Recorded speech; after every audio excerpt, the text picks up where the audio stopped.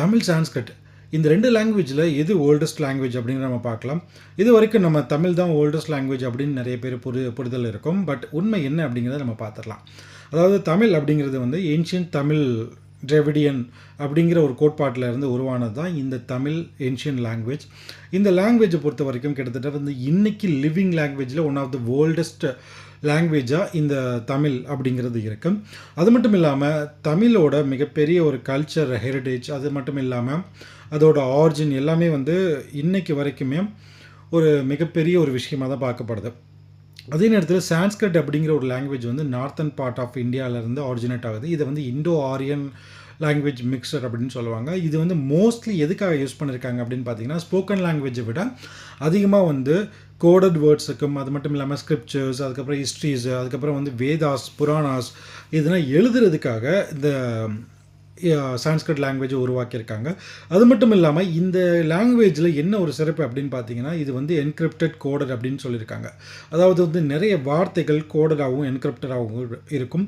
So most of the பீப்புளுக்கு இது தெரியாதனால அந்த வார்த்தைகளோட ரியல் மீனிங் என்ன அப்படிங்கிறது அண்டர்ஸ்டாண்ட் பண்ண முடியாது. ஸோ அதனால் வந்து இது ரொம்ப செக்யூர் லாங்குவேஜ் அப்படிங்கிற மாதிரியே வந்து இருக்குது. ஏன்னா வந்து மோஸ்ட் ஆஃப் த பீப்புள் பேசாதனால இதோட ஹிடன் ஃபேக்டர்ஸ் மீனிங்ஸ் எல்லாமே வந்து ஒரு என்கிரிப்டட் வார்த்தைகள் என்ன இருக்கோ அதே மாதிரி தான் இதுவும் கோடட் பண்ணியிருக்காங்க. ஸோ மோஸ்ட்லி இது ஸ்கிரிப்சர்ஸ், அதுக்கப்புறம் வந்து ஹிஸ்ட்ரிஸ்க்காக யூஸ் பண்ணியிருக்காங்க. ஸோ இந்த ஹிஸ்ட்ரியை பொறுத்த வரைக்கும், அதாவது வந்து ரிட்டன் ஹிஸ்ட்ரி அப்படிங்கிற பொறுத்த வரைக்கும் சான்ஸ்கிரிட் அப்படிங்கிறது ரொம்ப ஓல்டஸ்ட் லாங்குவேஜில் நம்ம வந்து எடுத்து வைக்கலாம். ஏன் அப்படின்னா வந்து கிட்டத்தட்ட வந்து 1500 BCEக்கு முன்னாடியே வந்து ஸ்கிரிப்சர்ஸ் இருந்திருக்கு. ஸோ அந்த ஸ்கிரிப்சர்ஸில் தெளிவாக சான்ஸ்கிரிட்டில் எழுதியிருக்கனால இது தமிழை விட, அதாவது வந்து லாங்குவேஜ் அப்படின்னு வரும்போது சான்ஸ்கிரிட் ஃபஸ்ட் பிளேஸில் இருக்குது.